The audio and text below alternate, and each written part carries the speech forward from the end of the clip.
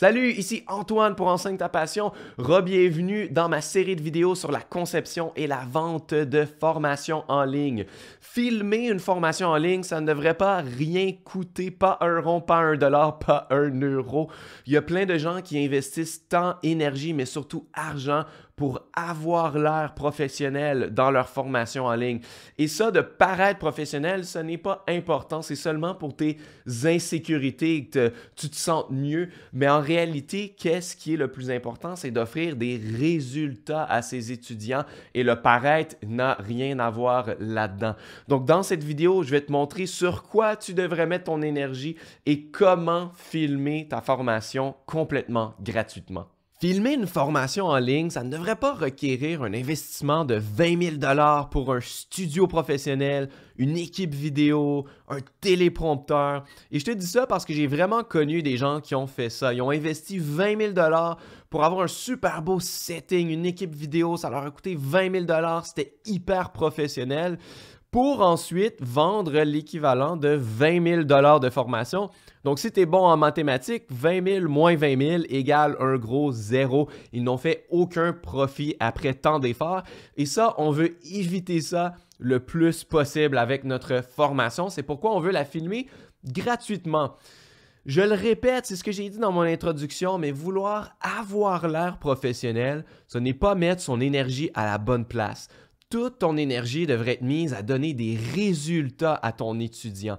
Donc, avoir l'air professionnel, c'est pour ta propre vanité. C'est pour être à l'aise, te dire « Oh, j'ai vraiment l'air de savoir de quoi je parle. J'ai un super beau setting, j'ai l'air professionnel. » Ça me met en confiance. Mais ça, c'est que pour toi. Il faut que tu fasses ta formation pour ton étudiant. Donc, les animations, l'éditage vidéo, les logos, les transitions, les slogans, l'éclairage, toutes ces choses-là n'amènent aucun résultat à l'étudiant, donc ils ne sont pas nécessaires. Tu ne peux pas prouver hors de tout doute qu'un logo ou de la façon que tu as édité ton vidéo va vraiment amener un résultat à l'étudiant.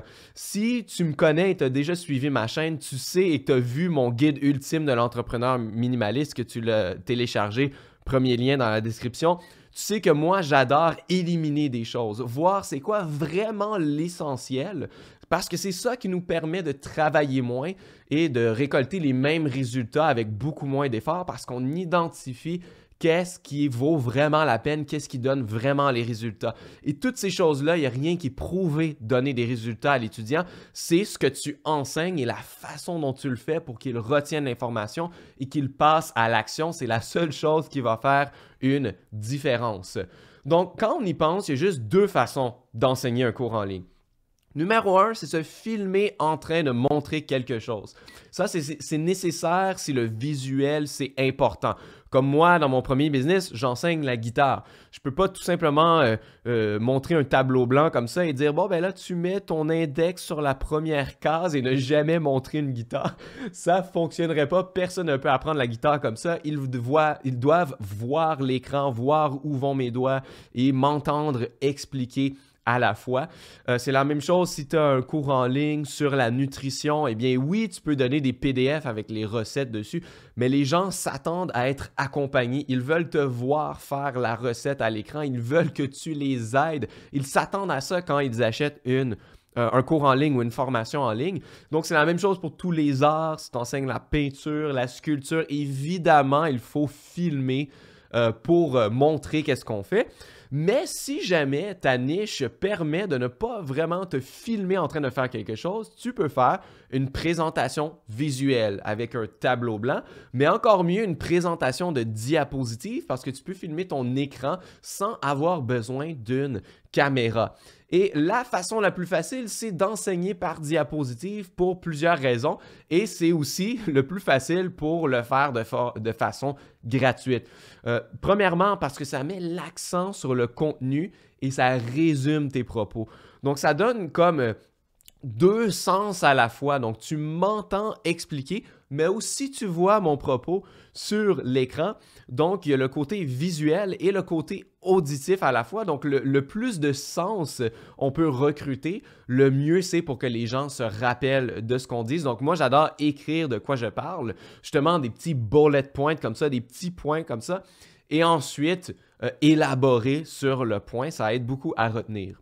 2, parce que ça permet de télécharger les diapositives. Tu peux les offrir à tes étudiants et ça ajoute de la valeur au cours en ligne. Donc, comme on a parlé dans la deuxième vidéo dans cette série, on veut essayer d'ajouter de la valeur, des médiums de plus pour augmenter la valeur de notre formation en ligne et de permettre de télécharger les diapositives. Eh bien, c'est super simple.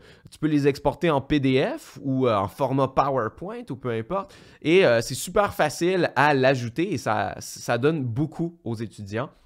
Numéro 3, tu n'es pas sur caméra, donc c'est plus facile d'être à l'aise d'enseigner. Tu n'as pas besoin de te demander de quoi tu as l'air ou de regarder tes yeux vers la lentille de la caméra en tout temps.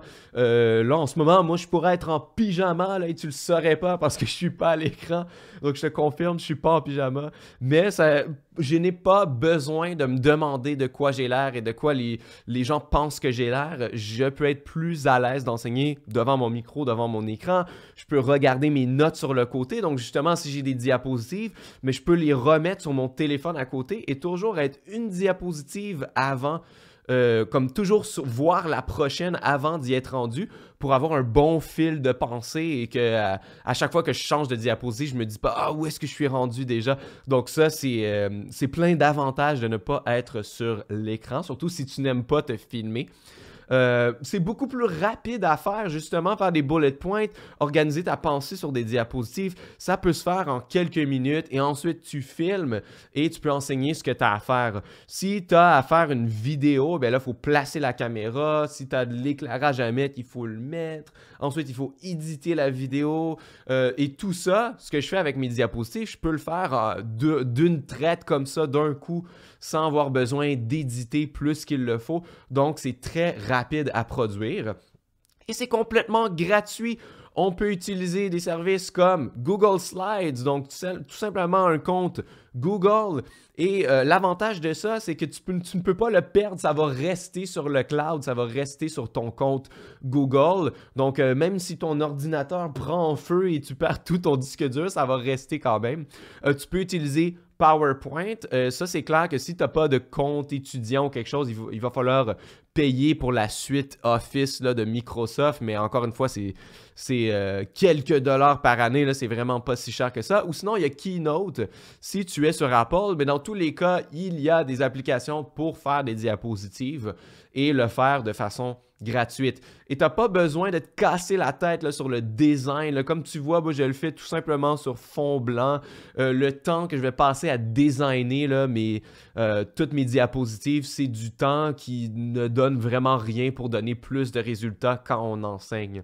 Ensuite de ça, pour filmer son écran, tu peux utiliser QuickTime. La plupart des gens l'ont déjà installé sur leur ordinateur. Ça peut filmer ton écran bien facilement et c'est complètement gratuit encore une fois. Moi, mon préféré, c'est Loom, loom.com. Donc, il existe des comptes gratuits sur Loom et ça, c'est tout simplement une application que tu peux télécharger sur ton applicateur ou directement sur ton navigateur pour filmer ton écran. Ça se fait super rapidement, c'est de bonne qualité. On peut même l'éditer à même l'application dessus et on peut le télécharger. Et ça se fait. Moi, j'adore ça. Je l'utilise aussi pour faire de la rétroaction avec mes étudiants. Quand, disons, un message ou un courriel serait trop long à écrire, je fais un petit Loom, j'explique en quelques minutes et souvent, les gens sont très, très heureux de me voir à l'écran et de me voir enseigner à la fois. Le compte gratuit de Loom, je pense qu'il y a une limite de vidéos que tu peux créer. Donc, ce que tu as à faire, c'est tout simplement faire ta vidéo. Tu peux la télécharger, la garder sur ton disque dur et supprimer la vidéo sur Loom pour te faire de la place dans ton compte gratuit. Je pense que récemment, ils ont ajouté une limite de temps peut-être. Donc, c'est à toi de regarder ça. Ça coûte quelques dollars par mois. Sinon, là, c'est vraiment pas très cher. Mais il y a beaucoup d'autres applications aussi. Tu pourrais aussi tout simplement acheter une application pour filmer ton écran. Moi, j'ai déjà acheté Bandicam, je crois. Et ça, c'est comme un coup, une fois et tu n'as pas besoin de payer chaque mois. Donc, c'est à toi de voir lequel tu veux utiliser, mais il y a clairement des options gratuites. Il ne suffit que de chercher. Donc, si tu ne fais par contre que des diapositives dans ta formation du début à la fin, je te conseille de te filmer dans une vidéo d'introduction au début de la formation et une autre fois à la fin. si tu montres jamais ton visage durant la formation parce que c'est bon de connecter avec l'étudiant au moins quelques fois au début et à la fin, justement le regarder dans les yeux, lui dire que tu es très heureux qu'il soit dans la formation, résumer un peu ce qu'on va voir dans cette formation et les bénéfices qu'il va avoir, parce que sans se montrer, des fois, il manque une petite connexion, mais si on le fait au début de la formation, eh bien au moins il sait à quoi tu ressembles et il a une idée un peu de qui tu es et ensuite de ça, c'est correct de le faire par diapositive sans se montrer. Justement, des applications comme Loom, ça peut on peut aussi se filmer avec une webcam et là, ça fait une petite bulle là, avec ton visage qui va être que tu peux positionner dans un des coins de l'écran. Donc, si tu veux faire un hybride et quand même te montrer un petit peu, avoir ton visage pendant que tu lis les diapositives, ça peut être une option aussi qui se fait très, très bien avec l'application Loom. Et si tu dois absolument avoir un élément visuel, ben, utilise ton téléphone intelligent. Les caméras sont excellentes de nos jours. Avec les téléphones intelligents, tu n'as pas besoin d'acheter un DSLR, là, une caméra là, de 1000 $ là, avec la lentille qui va avec et tout ça. C'est vraiment pas nécessaire pour faire une formation en ligne. Et je vais donner quelques conseils si tu veux utiliser ton téléphone intelligent parce qu'il y a quand même quelques petits trucs de base qu'il faut s'assurer pour que ça ait l'air un minimum professionnel. Là, pas obligé d'être entièrement professionnel, comme je dis, engager une équipe dans un studio. Pas besoin, mais il y a quand même quelques petits trucs qu'il faut s'assurer. Premièrement, utilise un trépied pour que l'image ne soit pas tremblante. C'est sûr que là, si ça shake, là, on veut pas, ça fait pas très professionnel, c'est pas très bien à regarder. Et aussi, filme de façon horizontale, s'il te plaît, pas façon verticale. Là, ça va avoir l'air que tu fais que recycler du contenu là, de réseaux sociaux dans ta formation. Donc, s'il te plaît, un trépied de façon verticale. Et même si tu n'as pas de trépied, juste t'assurer là, que ça ne bouge pas. Et ça va être suffisant entièrement. Se positionner face à une fenêtre pour un meilleur éclairage. Donc, si tu n'as pas rien pour l'éclairage, ben, t'assurer de te mettre ton visage face à une fenêtre pour avoir la lumière du jour et ça va donner un éclairage qui est vraiment, vraiment meilleur pour la qualité de ta vidéo. Mais le point 3, c'est le plus important, c'est que l'audio est beaucoup plus important et crucial que la qualité vidéo. Moi, je vais toujours préconiser une vidéo de qualité moyenne avec un audio de grande qualité versus une vidéo qui est de grande qualité et un audio de piètre qualité. L'audio, c'est ça qui fait que ça passe ou ça casse. S'il y a beaucoup d'écho, s'il y a des fréquences là, qui sont dérangeantes dans l'audio, ça ne passera pas pour une formation. Les gens s'attendent quand même à un minimum de qualité. Donc, une qualité de téléphone intelligent pour la vidéo, c'est suffisant, mais l'audio, par contre, des fois, là, la qualité audio d'un téléphone, ce n'est pas suffisant. Donc, ça pourrait être utile d'acheter un micro-cravate là, de style lavalier. Tu le connectes à ton téléphone, tu l'accroches là, près de ta bouche là, sur ton chandail. Ça va beaucoup améliorer la qualité du son. C'est pas un gros investissement, là. Il y en a pour 50 $. Là. C'est pas si cher que ça, mais ça va faire une grande différence. Donc, si tu fais que enseigner avec des diapositives, ça peut être gratuit, mais si tu dois te filmer, peut-être à faible coût, un petit investissement pour un micro, là, c'est une très bonne idée. Et numéro 4, sourire, être enthousiaste, mais exagérer un peu son énergie pour qu'elle se sente à travers l'écran. Il y a quelque chose quand on se filme, là, il y a comme une barrière dans la lentille d'une caméra qui fait qu'on ne ressent pas aussi bien l'énergie de quelqu'un. Il faut exagérer pour juste avoir l'air normal. C'est ce que je fais en ce moment. J'articule plus, je mets plus d'énergie, j'exagère en ce moment pour que tu sentes que je suis passionné par le sujet. Parce que si tu parles comme si tu parlais à un ami dans un café, donc là, je te disais, donc aujourd'hui, on va filmer tout simplement, on va apprendre comment filmer gratuitement sa formation. Eh bien là, ça va être nul. Là. Les gens vont s'endormir devant ta vidéo, ils vont complètement décrocher de ta formation. Donc, il ne faut pas parler normalement, il faut en mettre un petit peu plus, sourire. Donc, même si tu ne me vois pas en ce moment, je suis en train de sourire parce que je veux que tu sois accroché par ce que je dis. Et justement, il faut en mettre un petit peu plus quand on est en train de filmer.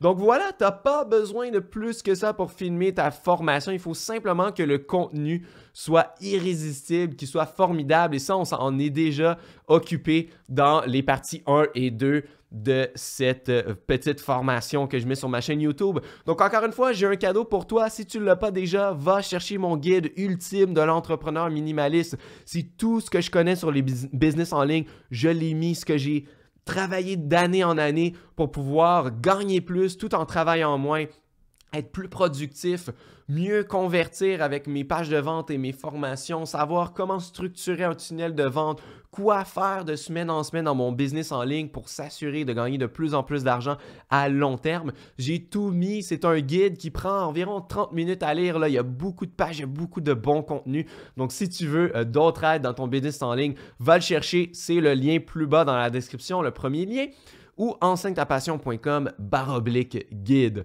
Ça me fait plaisir et on va se revoir dans la prochaine partie de cette série « Comment lancer une formation en ligne ».